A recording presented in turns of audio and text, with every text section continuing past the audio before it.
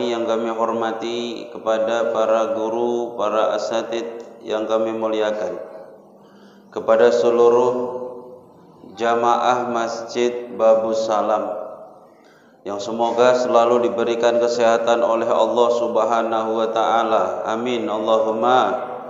Diberikan kemudahan segala urusan. Amin Allahumma. Diberikan keselamatan dari segala wabah, dari segala penyakit, dari segala virus-virus, khususnya virus Omikron. Katanya mau hilang, ternyata mau puasa muncul lagi mamaknya corona, yaitu Omikron. Tahun depan mau puasa muncul lagi kakeknya corona, mbah politron, mbah gak ngerti aku. Nanti saudaranya Omikron datang, Brokron, Megatron, sembuh lah. Tapi semoga semua kita diberikan kesehatan, diberikan keselamatan oleh Allah Subhanahu wa taala. Amin Allahumma. Amin. Jamaah yang dimuliakan Allah, malam ini kita sudah masuki malam 20 dari bulan Rajab. Bulan Rajab adalah bulan yang dimuliakan Allah, 2 bulan sebelum bulan Ramadan. Sehingga dalam satu riwayat Nabi berdoa, Allahumma barik lana fi Rajabah wa Sya'ban wa ballighna Ramadan. 2 bulan sebelum bulan Ramadan Nabi sudah minta kepada Allah agar sampai kepada bulan Ramadan. Sehingga ulama-ulama terdahulu doanya 6 bulan setelah Ramadan, 6 bulan setelah Ramadan itu doanya agar ibadah Ramadan tahun itu diterima oleh Allah. Jadi minta agar ibadahnya di bulan Ramadan yang lewat itu 6 bulan. Ya Allah, terimalah ibadahku di bulan Ramadan kemarin. 6 bulan setelahnya minta, ya Allah sampaikanlah 6 bulan ke depan agar usiaku ini sampai Ramadan tahun depan. Dan saya rasa jamaah Masjid Babu Salam ini juga begitu. Permintaannya kepada Allah agar selalu diberikan umur panjang sampai Ramadan yang akan datang. Amin Allahumma. Amin Allahumma. Sehat-sehat semua. Sehingga karena ini bulan Rajab, sebentar lagi peringatan Rajab, yaitu Isra wa Mi'raj Nabi Muhammad sallallahu alaihi wasallam. Ada apa itu di Isra Mi'raj, Dek? Di Isra Mi'raj ada apa? Apa itu Isra Mi'raj?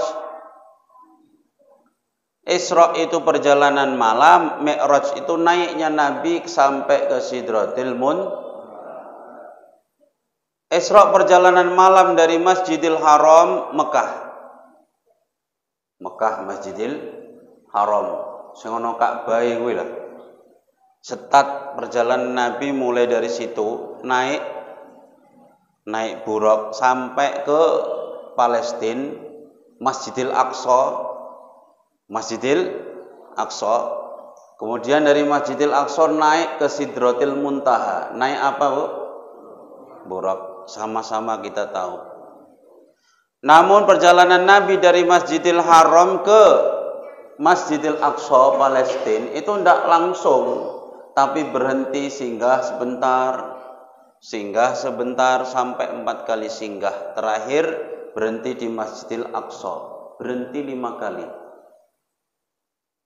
Pertama ketika Nabi mulai terbang dari Masjidil Haram, naik buraq yang diiring oleh 2 malaikat, yaitu malaikat Jibril dan malaikat Mikail. Malaikatnya 2 yang ngiring, 1 malaikat Jibril, 2 malaikat naik buraq. Jadi malaikat Jibril megangi pelana, malaikat Mikail megangi kendalinya, tali buraqnya itu. Kemudian terbang berhenti. Karena buraq ini kecepatannya melebihi kecepatan cahaya. Kecepatan cahaya itu gimana? Kalau kita nyenterkan senter itu ke tembok, wah itu secepat itu, buraq lebih cepat daripada itu. Kecepatan cahaya. Koyo apa cepete? Sebentar terbang, malaikat Jibril bilang, berhenti. Buraq diberhentikan. Injil ya Muhammad, turun kamu. Salat kamu di sini, fasolli. Setelah salat, kemudian Nabi naik lagi ke buraq, terbang meneh. Tahu kamu tadi salat di mana? Atadri aina sholaita? Kamu tahu tadi salat di mana wahai Muhammad? La, enggak, saya enggak tahu. Cemana bisa tahu? Orang terbangnya secepat itu, langsung tiba-tiba disuruh berhenti. Ya enggak ngerti toh. Kayak kita naik bis perjalanan jauh dari sini ke Aceh, tiba-tiba tengah jalan berhenti. Kita berhenti makan di restoran, makan. Sampai situ siap makan langsung berangkat lagi. Kau tahu tadi makan di mana? Gak ngerti daerah mana kan itu. Ini secepat melebihi cepatnya cahaya. Tiba-tiba berhenti suruh sholat. Siap sholat disuruh naik. Tanya, kamu tadi sholat di mana tahu? Nggak tahu. Kau tadi sholat di Madinah, kata malaikat Jibril. Kesanalah nanti kamu akan hijrah. Berarti ini Isra Mi'raj terjadi sebelum hijrahnya Nabi Muhammad SAW. Karena Isra Mi'raj ini 11 tahun kenabian. Sedangkan hijrahnya Nabi dari Mekah ke Madinah itu tahun ke-13 kenabian. Berarti 2 tahun sebelum hijrah ke Madinah. Nanti kau akan hijrah ke sana. Setelah naik nggak lama berhenti kata malaikat Jibril. Turun Muhammad, turun. Sholatlah kamu di situ. Setelah sholat, Nabi naik kembali ke buraq, terbang meneh sambil ditanya, atadri aina sholaita? Kamu tahu tadi sholat di mana? Enggak, kata Nabi. Kamu tadi sholat di Madian, kota Madian. Kota apa? Di dekat pohonnya Nabi Musa. Yaitu pohon yang dipakai berhenti Nabi Musa ketika dikejar-kejar Raja Fir'aun. Kenal Raja Fir'aun? Kenal di mana? Kenalannya di mana? Ketika Raja Fir'aun mengejar-ngejar Nabi Musa istirahat di pohon itu. Kemudian Nabi Muhammad pas Isra Mi'raj berhenti di situ, disuruh sholat malaikat Jibril. Sholat kau di sini. Setelah sholat naik, kemudian ditanya, kau tahu tadi sholat di mana? Gak tahu. Kau tadi sholat di Madian, di dekat pohon yang dipakai istirahat Nabi Musa.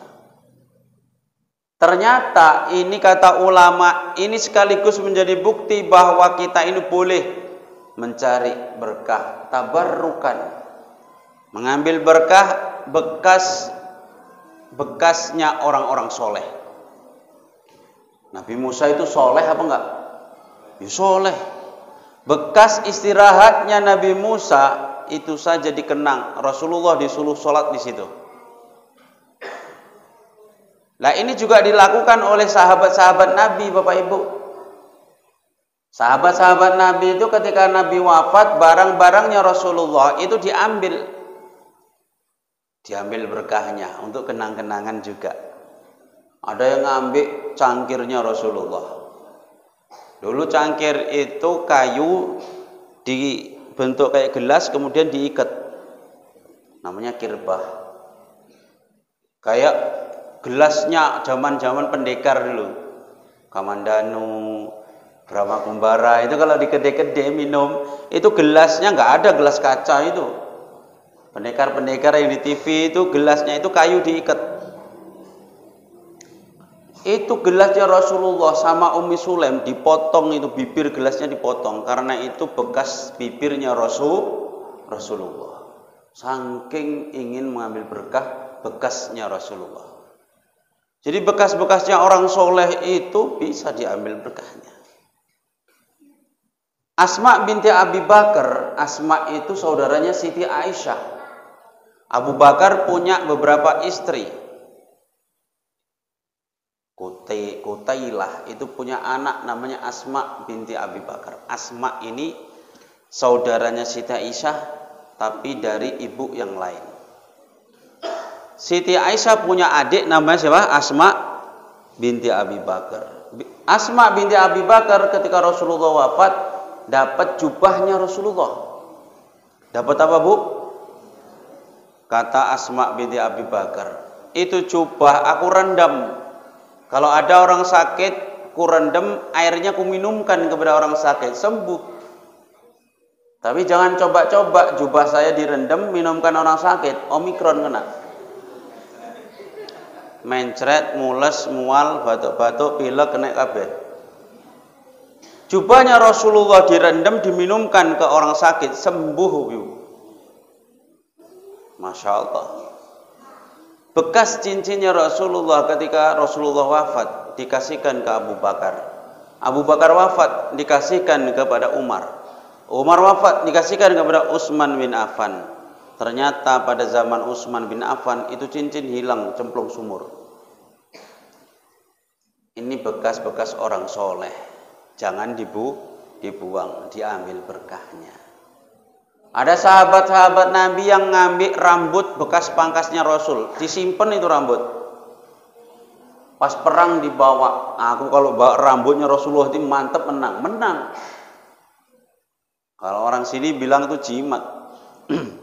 Siapa berani bilang sahabat Nabi syirik? Iki rambutnya Rasulullah tak gawa. Supaya apa? Aku kalau bawa ini yakin saya menang. Serasa saya ini bersama Rasulullah. Siapa sih ngomong gawa-gawa ngono iku syirik? Berani bilang sahabat-sahabat ini syirik? Ngerendam jubahnya Rasulullah untuk minum air untuk orang sakit. Ada yang bawa rambutnya namanya Khalid bin Walid. Itu disimpan di kupluknya. Kalau perang itu dibawa. Pas perang kupluknya lepas, jatuh dicari, mana kuplukku mau? Alah kupluk murah yang bangkit tuku meneh. Nanti beli lagi. Bukan masalah kupluknya murah, tapi peci itu di dalamnya ada rambutnya Rasulullah. Ada yang dapat lap keringatnya Rasulullah. Sahabat Anas bin Malik, pembantunya Rasulullah 10 tahun. Dapat lap keringatnya Rasulullah. Itu bekas anduk lap keringatnya Rasulullah itu dibakar, Bu, enggak terbakar, Bu. Nek lap keringatku tak obong entek sak omah-omahku. Ini lapnya keringat Rasulullah dibakar, itu enggak terbakar, baru keringatnya. Apalagi tubuhnya Rasulullah enggak bisa terbakar api neraka. Jadi Anas bin Malik dapat lap keringatnya Rasulullah itu kalau membersihkan ibu-ibu enggak dicuci, dipanggang di atas api. Dipanggang di atas api enggak kebakar. Nah, ini salah satu dalil bahwa kita boleh mengambil berkah bekasnya orang soleh. Kalau Bapak Ibu pernah ke Jawa, itu di Jawa Tengah, di Lasem. Itu ada tempat namanya Pasujutan Sonan Bonang. Pasujutan itu berarti tempat sujud. Itu ramai diziarahi orang. Pertama saya dulu ke situ, saya pun aneh, ini tempat apa sebenarnya? Makamnya Sunan Bonang kan di Bonang, di Jawa Timur, di Tuban. Ini kenapa? Cuman tempat sujudnya, bekas tempat sujudnya. Ada batu. Di situ ada tempat bekas sujud, batu itu ngetok, ada gambar tangan, ada gambar batu, bekas sujudnya. Banyak didatangi para orang-orang yang ziarah ke situ. Ternyata memang dalilnya ada bekas-bekasnya orang soleh itu boleh didatangi. Ini apa? Rasulullah mendatangi, disuruh malaikat Jibril sholat di tempat yang pernah dipakai istirahat Nabi Musa.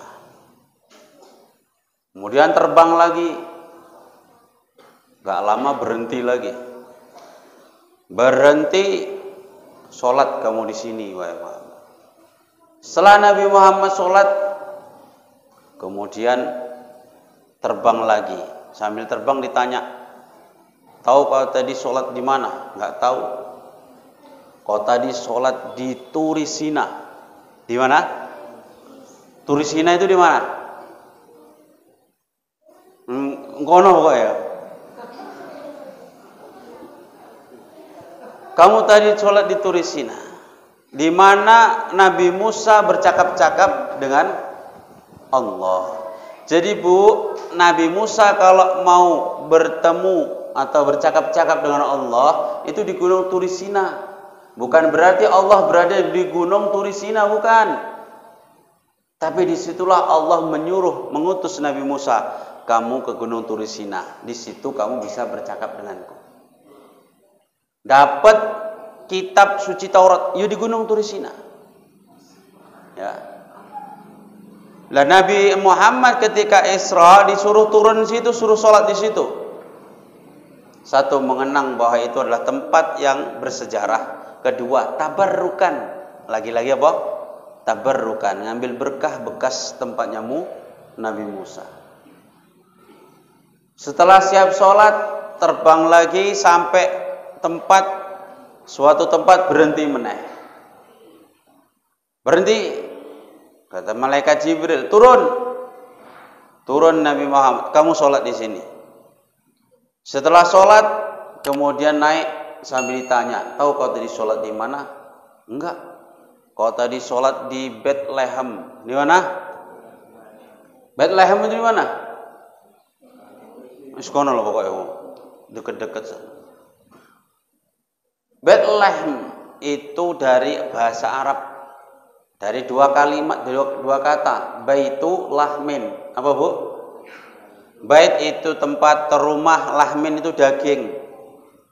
Karena Nabi Isa itu lahir nggak ada yang nolong, bidan belum ada Bu.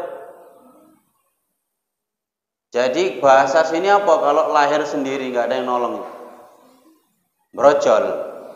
Kok lembu ae brojol. Bahasanya apa ya?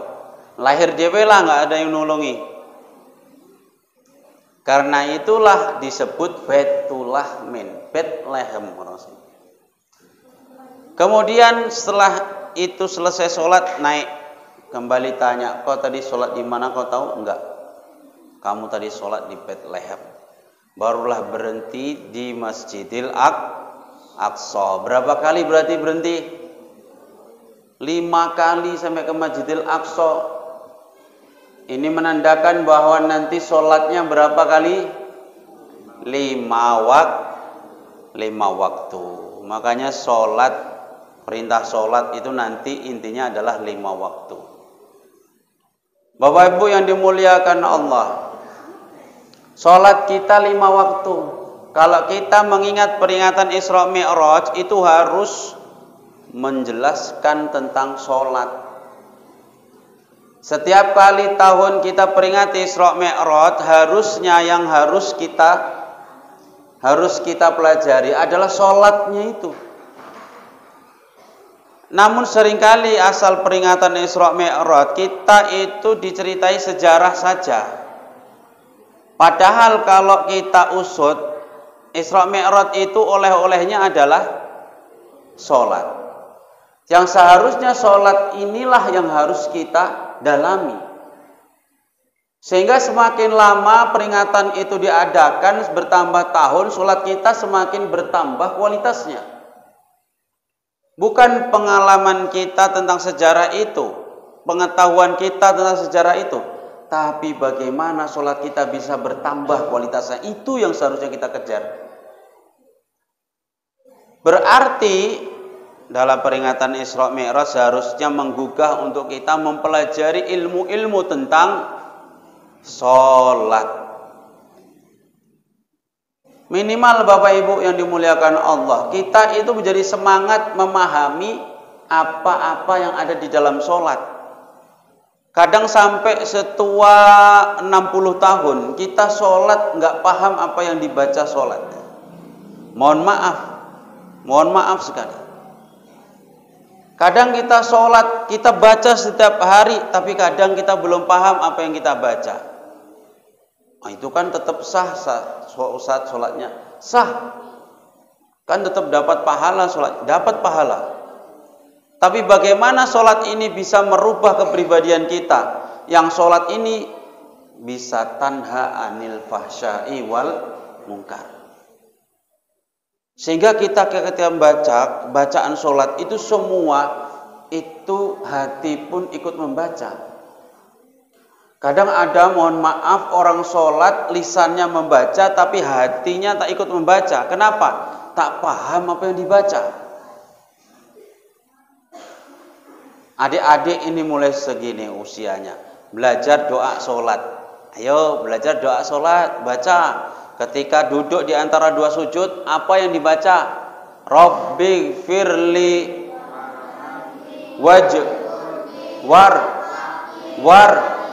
warzuqni wahdini wa'fu anni. Pinter-pinter. Kalau sudah hafal kemudian setelahnya kita pahami. Kadang ada sampai kita tua itu tidak paham yang kita baca. Kadang pernah dulu saya mikir sebelum masuk pondok, aku sudah umur 15 tahun. Tapi kenapa aku belum paham apa yang saya baca setiap saya sholat? Rabbi firli warhamni wajburni warfa'ni warzuqni wahdini wa'afini. Iya ya, kok gak paham aku ya. Terakhir saya mondok itu saya baru paham apa yang saya baca. Jadi kalau baca doa itu sekaligus saya hayati maknanya. Rabbi ighfirli wahai Tuhanku, Rabbi wahai Tuhanku. Ighfirli ampunilah dosaku. Ighfir ampunilah bagiku. Warhamni dan kasihilah aku. Wajburni dan tempellah kekurangan dalam ibadahku. Kalau ada ibadahku yang kurang, ya Allah udah maklumi saja. Warfa'ni angkat derajatku ya Allah. Warzuqni berilah rezeki kepadaku. Wahdini berikan hidayah kepadaku ya Allah. Wa'afini dan selamatkanlah aku. Wa'fu anni dan hapus dosa-dosaku. Coba kalau pas kita baca terus hati pun ikut membaca. Rabbi firli warhamni wajburni warfa'ni. Itu kita sholat kayak ngomong sama Allah, Bapak Ibu. Enggak sholat karena buru-buru. Sholat tarawih imamnya cepat, bacaannya ikut cepat. Rabbi firli warhamni wajburni warfa'ni warzuqni wahdini Allahu Akbar. Artinya apa?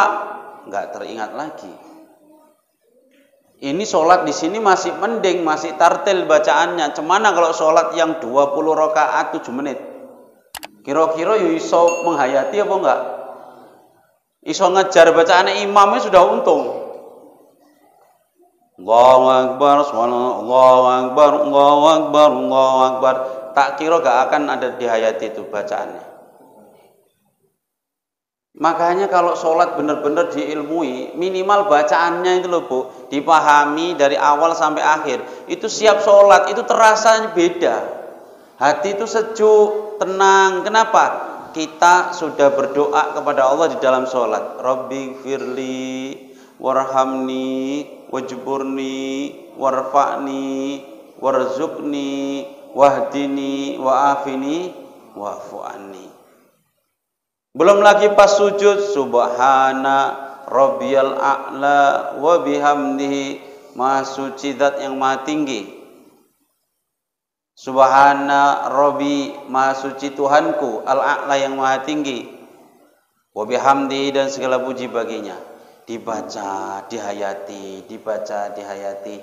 Bu, kita kalau mau sholat setiap bacaan dihayati minimal khusyuk. Minimal khusyuk. Ada yang nanya sama saya, Ustadz, apakah syarat khusyuk itu harus tahu semua bacaannya? Ya, saya bilang.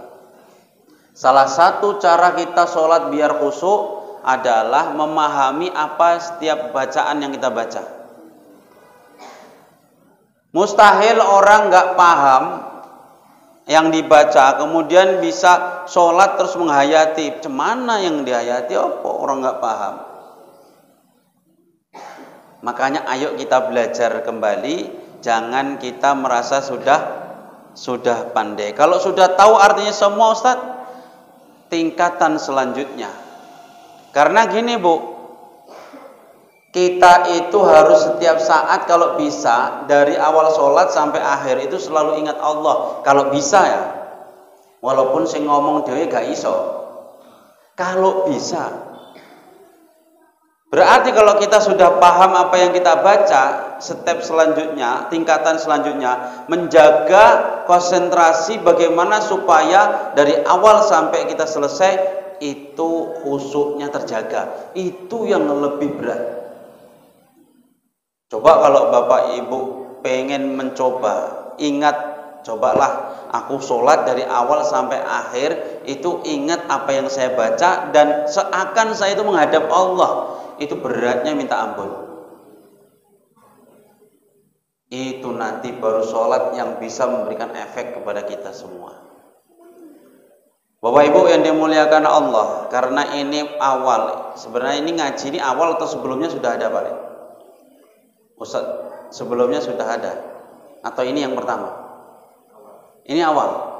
Oh, berarti awal. Ya kalau awal ya gak usah suwe-suwe ya. Mestinya yang ngantuk ngomongnya. Jadi Bapak Ibu yang dimuliakan Allah, tentang sholat saya ingin kembali mengajak mari dalami ilmu sholat. Karena kita bertepatan dengan Isra Mi'raj itu ulang tahun sholat. Jadi kembali kita belajar ilmu tentang sholat. Karena ilmu tentang sholat itu banyak sekali. Salah satunya adalah bagaimana kita bersuci sebelum sholat. Itu berkaitan dengan wudhu kita, berkaitan dengan istinja kita. Nanti ada bab tayamum, mensucikan pakaian, tempat dan badan dari kotoran, dari najis. Itu juga kaitannya dengan sholat. Sehingga ini harus kita pelajari agar apa? Sholat kita semakin sempurna. Wong kita tahu ibadah yang paling utama itu adalah sholat. Ibadah yang paling pertama dihisab adalah sholat. Ibadah yang bisa membedakan kita dengan orang-orang agama lain adalah sholat. Jadi sholat ini menjadi utama untuk kita dalami. Anehnya kadang kita kalau sudah belajar sholat itu males. Sholat mau rajin, kadang belajarnya tentang sholat ini kadang malas. Makanya mohon maaf Bapak Ibu, jamaah kami di masjid itu ada yang sampai usia lebih dari 50 tahun itu masih belajar doa sholat. Masih belajar doa sholat. Setiap sore itu ada yang ngajari doa sholat. Itu baru doa sholat, menghafal doa sholat, belum artinya lagi. Ya mungkin waktu kecil-kecil ndak ingat sholatnya, tua-tua baru ingat, alhamdulillah masih ingat. Tapi itulah, kalau sudah tua lisan ini semakin sulit untuk diatur. Untuk menghafal doa-doa sholat itu kayaknya berat sekali. Maka alhamdulillah ini yang sudah mau sholat tinggal kita mau menghayati apa yang kita baca. Bapak Ibu yang dimuliakan Allah, nantinya kita akan membahas tentang bab-bab toharoh sebelum kita membahas tentang sholat. Dan sebelumnya kita sudah sampai, saya ingat walaupun sudah lama, itu sudah sampai bab wudhu. Saya ingat dulu. Maka nantinya kita pertemuan selanjutnya kita akan lanjutkan tentang bab setelah wudhu, yaitu perkara-perkara yang membatalkan wudhu, dan mungkin setelah itu akan kita bahas tentang mandi wajib. Karena mandi wajib ini termasuk hal yang harus kita ketahui dan kita pelajari sebelum kita sholat. Kemudian sebelum kita bahas mandi wajib, itu harus tahu juga apa-apa yang menjadikan mandi itu menjadi wajib. Banyak yang menjadikan mandi itu menjadi wajib. Itu setidaknya ada 6. Berapa? 6. Kita diwajibkan mandi kalau berhubungan dengan 6 perkara ini. Yang pertama, kita wajib mandi kalau misalkan satu itu apa? Mimpi basah. Mimpi basah itu bi? Mimpi kecemplung kolam ngono.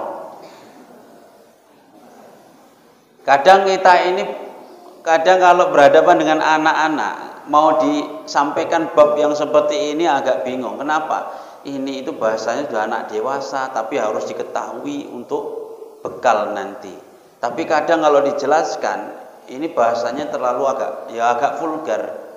Sehingga kadang saya piye cara menjelaskan ini. Engkau dibilang sampai ada saya salah paham, itu anak-anak salah paham. Dulu kami ngaji waktu kecil, itu Pak Ustadz itu bilang yang gini, nah kalau kalian keluar darah itu batal puasa kalian. Bilangnya sama anak-anak cewek. Lah anak-anak cewek ini dibilangi sama ustaznya, kalau kalian puasa gini kok keluar darah, maka puasa kalian batal. Kami yang laki-laki itu mikir keluar darah batal. Akhirnya ada kawan saya kesandung, tep. Wah, batal puasamu. Aduh. Kesandung dia batal. Kenapa kamu batal? Kenapa batal? Aku keluar darah. Karena yang dibilang Pak Ustadz, maksudnya Pak Ustadz ini agak malu-malu menjelaskannya karena itu terlalu rahasia. Tapi gara-gara nggak dijelaskan, akhirnya salah paham. Makanya saya kalau ngaji fikih kadang-kadang agak vulgar bahasanya, nggak apa-apa daripada salah paham. Jadi keluar darah bagi perempuan ternyata saya baru tahu itu setelah saya mondok. Oh, maksudnya keluar darah bagi perempuan itu keluar darah dari kemaluan. Dari kemaluannya keluar darah. Oh, berarti maksudnya haid, darah apa? Darah haid yang setiap bulan sekali datang 6 hari biasanya. Itu yang membatalkan puasa. Datang kawan saya dikiranya semua darah. Main-main pisau, motong-motongin kena berdarah, batal puasamu katanya. Makanya jangan sampai ada dusta di antara kita. Harus dijelaskan. Anak-anak ini enggak salah paham meneh. Yang pertama yang menjadikan kita itu wajib mandi adalah bertemunya dua kelamin. Coba, piye cara menjelaskan kepada anak-anak? Bertemunya dua kelamin itu membatalkan menjadikan kita wajib mandi wajib. Bagaimana cara menjelaskan kepada anak-anak yang seusia segini? Ayo, gak repot. Ayo. Oh ya, mumet ora. Ibu-ibu sudah paham. Adik-adik iki sing mikir, maksudnya opo ya? Bertemunya dua alat vital. Alat vital apa alat vital ya? Alat vital meneh. Alat vital engko mulai takon mama Mak, alat vital itu apa? Takon bapak meneh. Kamu tahu kayak gitu dari mana? Kata Pak Ustadz tadi waktu ngaji di masjid. Kena meneh aku kan. Bertemunya dua alat vital itu mewajibkan mandi. Bersentuhan mengenai wajib mandi. Karena kata Siti Aisyah pula ini yang bilang hal ini. Jadi ilmu yang seperti ini itu tahunya dari istrinya Rasulullah. Berarti istrinya Rasulullah pun menjelaskan ini kepada sahabat. Kemudian sahabat disampaikan kepada sahabat-sahabat yang lain. Kalau dua alat vital bertemu nempel, maka itu sudah wajib mandi wajib, walaupun durung mengeluarkan apapun. Nah terus, iya karena aku bersama Rasulullah melakukan itu dan kemudian kami sama-sama mandi, kata Siti Aisyah. Dari mana kita tahu ilmu kayak gini kalau nggak dari istrinya Rasulullah? Ayo. Sementara kalau dari Siti Khadijah sudah wafat sebelum Nabi hijrah. Yang menjelaskan adalah Siti Aisyah istrinya. Berarti ilmu yang kayak gini perlu disampaikan. Bahkan yang menyampaikan ini adalah istrinya Rasulullah sendiri. Aku dulu sama Rasulullah begitu juga, nempel terus kami mandi. Bilang kepada sahabat dibilang lagi ke sahabat-sahabat yang lain. Cuma nempel saja sudah wajib mandi, walaupun tidak mengeluarkan apa-apa. Kemudian yang menyebabkan mandi adalah keluarnya sperma. Wis gak ngerti ya wis gak usah dipikir, sing cilik-cilik. Keluarnya sperma mau itu sebab tidur, mau itu berhubungan badan sama suami istri, kalau keluar itu maka harus mandi wajib.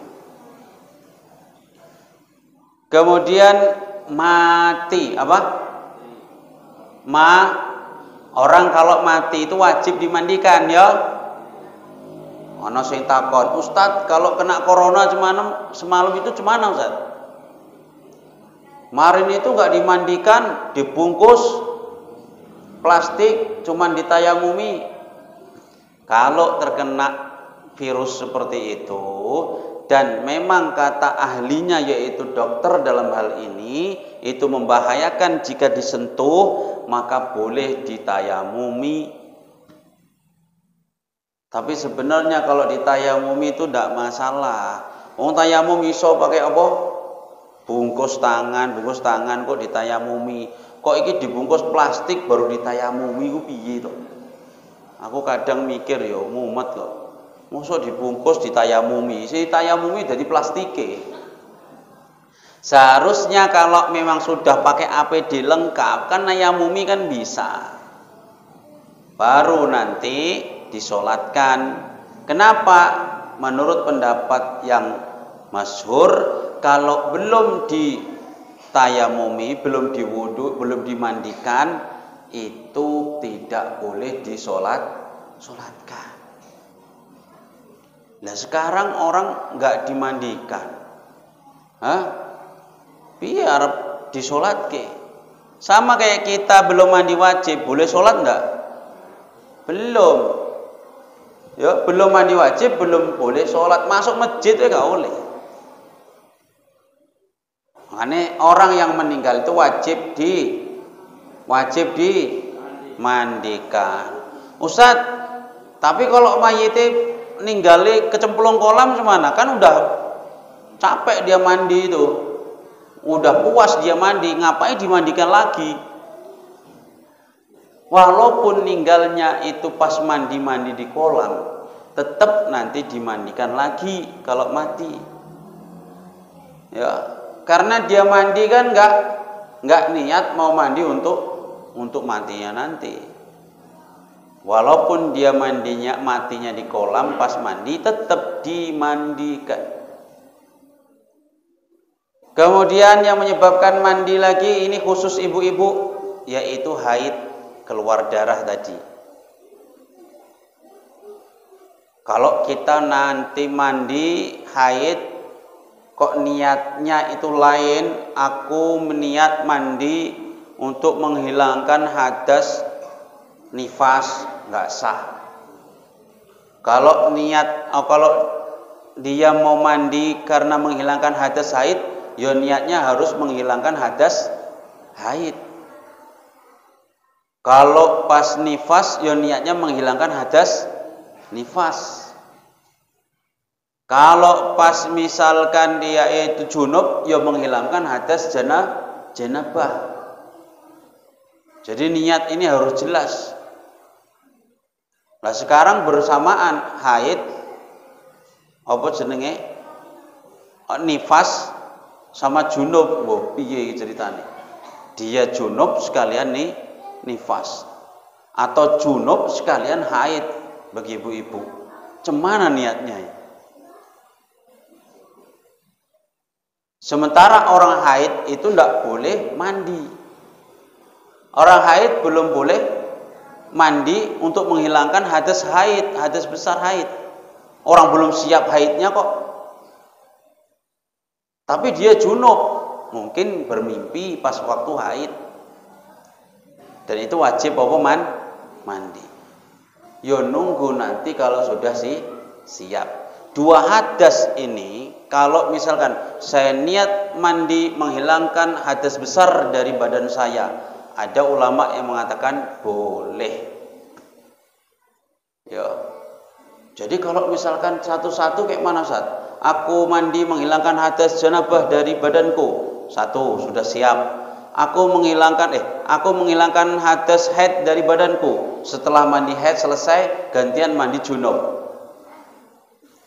Loh, mungkin nggak orang haid itu kemudian junub? Ya mungkin toh, pas dia haid, pas dia tidur kemudian mimpi basah. Kan jadi dua dia. Satu harus mandi untuk haidnya, kemudian mandi untuk junubnya. Jadi kata ulama, iki pokoknya pas mandi cuma satu niatnya, menghilangkan hadas besar dari tubuh. Dua-dua sudah hilang hadasnya. Paham Ibu? Kemudian yang mewajibkan mandi setelah haid adalah nifas. Nifas itu darah yang keluar setelah melahirkan. Biasanya sampai 40 hari. Ada yang sampai full 60 hari. Kalau sikit darahnya cuma satu ceritan sudah bersih. Kalau sudah bersih sebelum 40 hari, ya harus mandi secepatnya. Tidak boleh nunggu sampai 40 hari baru mandi, tidak boleh. Kalau baru siap melahirkan langsung bersih, nggak keluar darah nifas, langsung dia wajib mandi. Jangan nunggu orang belum 40 hari kok mandi, nggak usah nunggu 40 hari. Kemudian yang terakhir adalah melahirkan, itu juga wajib mandi. Biasanya ya jarang langsung melahirkan langsung mandi, jarang. Kalau orang-orang dulu itu siap melahirkan beberapa hari baru kuat dia. Datang ke sumur bawa ember, datang sendiri orang melahirkan itu bawa ember ke sumur mandi. Tapi sekarang jarang yang kayak gitu. Kamar mandi semua di rumah ada. Kalau orang kampung ada yang rumahnya jauh, enggak di sumur lagi, di sungai. Siap melahirkan itu, bersihi bajunya yang kena darah, itu bersih sendiri, dibawa itu baju-bajunya ke sungai. Sungainya itu bukan dekat, jauh dan naik turun, licin lagi. Oh, itu orang-orang dulu. Saiki enak tinggal di rumah, itu pun masih malas mandi. Wong biyen, masya Allah. Siap melahirkan yang kotor-kotor dicuci sendiri. Wes ngono nyucinya bukan di rumah, di sumur kampung nih gak ngono ning sungai. Itu orang dulu itu hebat sekali. Itu 6 perkara yang mewajibkan mandi, dan semoga setelahnya kita bahas perkara-perkara yang mendukung sahnya sholat. Ini kita baru bahas tentang perkara yang mewajibkan mandi. Pertemuan selanjutnya mungkin kita praktek mandinya cemana. Praktek mandi wajibnya cemana. Nanti anak-anak yang sudah mau balik juga perlu belajar. Usia 10 tahun, 11 tahun sudah harus belajar mandi wajib. Supaya nggak nanya-nanya. Ya. Demikian mungkin bisa disampaikan. Sebelum kita tutup, mungkin ada 1-2 pertanyaan, dipersilahkan. Takon apa Ustaz? Aku sing ngantuk ngene wis pengen mulai. Wes kalau nggak takon kita doa ya. Kalau tidak ada pertanyaan, mari kita tutup pertemuan ini dengan doa. Silakan. Nggak ada yang tanya? Monggo. Ini tanyanya terpaksa atau memang mau tanya ya? Silakan.